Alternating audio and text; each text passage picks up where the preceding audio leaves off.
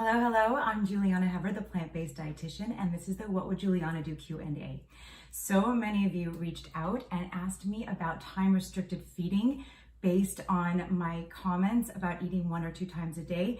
So I thought, because I heard from so many people with so many different questions, I thought I would focus the entire episode on talking about this concept, this idea. So many of you have heard it's become very trendy to talk about intermittent fasting or cleansing and time-restricted feeding. And so what does it all mean? And it is really interesting. So there's different interpretations of this, and I think there's nothing in the science right now that says this is exactly how you have to do it and this is where the maximum benefit will come from.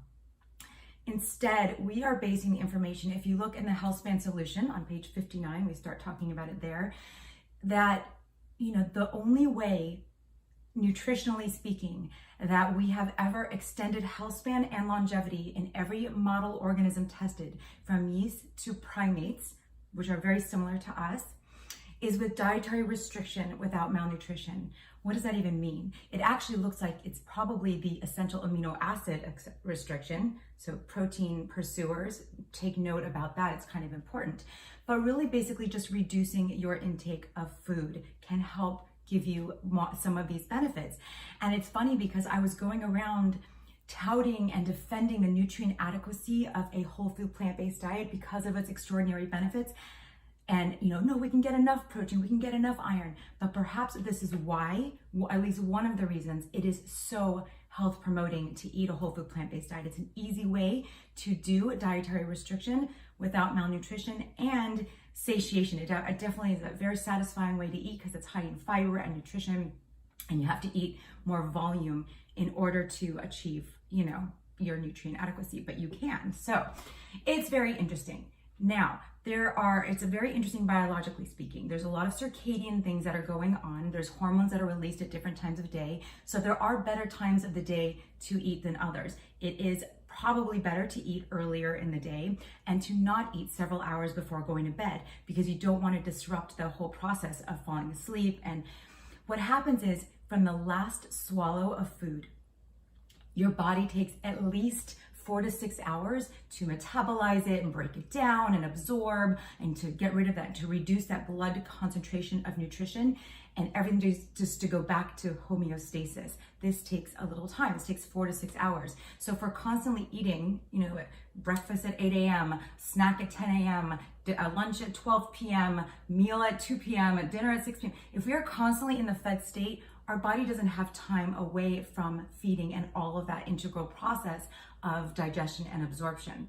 So, when you are not in that state, like while you are sleeping, very similarly, your body is able to perform all sorts of very important metabolic house cleaning. And, this is when it has time to get rid of things, to detoxify. So it is healthy to spend some time in the fasted state. Now, here's the question: how long are we supposed to spend in the fasted state?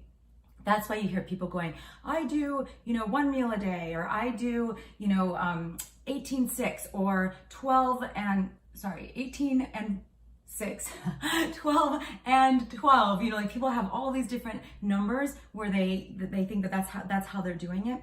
And we don't know which one's better or not.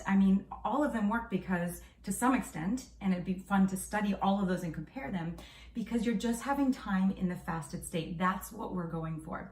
So, of course, I can't give recommendations here. I do work with clients one-on-one, which you could find me at plantbaseddietitian.com. But of course, I have to do a full analysis of your medical history, your lab work, your diet, your fitness levels, everything, to be able to give accurate and safe recommendations. So instead, I'm just going to share what I do and how I personally have taken the scientific information that I've read and I'm researching and making decisions that for myself, to how I'm putting it into action.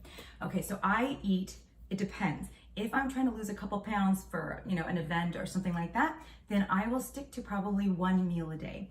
And this consists of obviously always whole plant foods. So I vary between what I'm eating every day and that 1 meal. I do get quite full, but not extra. I don't overdo it and make myself sick, because I see a lot of people doing that. I don't recommend that. That's not good either. You don't want to get into that binge and then fasting mode because that's not going to be healthy in the long run. So if I'm not losing weight, which is most of the time, I'm just on neutral and just trying to stay healthy, I will eat twice a day. So I basically will have a smaller version of those meals and twice a day, and I space it about 4 to 6 hours from the beginning, the first swallow to the last swallow. So usually I will wait in the morning, like I've been drinking tea. I drink tea in the morning. Sometimes I'll have coffee, and then water. I drink water. I kind of hydrate throughout the day and I stay busy during the morning. And then I'll have my first meal around 12 or 1 o'clock. And then if I'm done for the day, I'm done for the day. I may have some tea or something later, but nothing with calorie. And then if I'm on maintenance mode or whatever, regular, not weight loss mode, which is most of the time, then I will have my second meal. So that is how I have put this into action for my life. And I feel like it's done a lot of wonderful things for me. I feel better. My GI tract feels better. I enjoy eating this way. And when I do eat my meals, my whole food plant-based meals are usually a soup or salad or a combination of the two. I always say hummus should be a food group, and that's what I had yesterday. And I have some more that I made that I will probably be enjoying today, but also I'm eating my cauliflower rice mushroom recipe, my cream of mushroom cauliflower rice recipe that I always talk about because it's really satisfying and delicious and nutritious. So, but there are hundreds of recipes in our books, and all of my books, and on my website at plantbaseddietitian.com. I have tons of recipes that fit this bill that you could play with, whole food plant-based. Oh, and one more thing I really want to talk about is that people keep saying, how do I get the 6 daily threes when I'm doing this, when I'm time restricted feeding, or when I'm limiting, or when I'm losing weight, any of those things. Remember that losing weight is a finite period of time, and you're not focused on getting enough. You know, we're always worried about getting enough. But if you're trying to lose weight, just spend a time reducing, get it done, and then go back to worrying about the 6 daily threes. Because long term, I want you to eat the 6 daily threes. I want you to eat legumes and nuts and seeds and vegetables, leafy green and cruciferous vegetables, mushrooms, well, you know the list. Vegetables, fruits, whole grains, legumes, mushrooms, nuts, seeds, herbs, and spices in infinite tasty combinations. But during weight loss, it's a temporary period of time. Reduce, it's okay. You know, you could take a multi if you feel comfortable. Again, this is not advice. I'm just telling you a little bit about what I do with my clients, and that is one way to approach it, and then deal with the long-term whole food plant-based diet, eating consistently and maybe bumping up to 2 times a day. Some people still eat 3 times a day. I do not snack. I will do a whole episode on that, and that is a question I've seen a lot as well. So thank you for joining me. I hope that helps, and please leave your questions and comments below, or DM me, or reach out via my website at plantbaseddietitian.com. Thank you for joining me, and I will see you next time.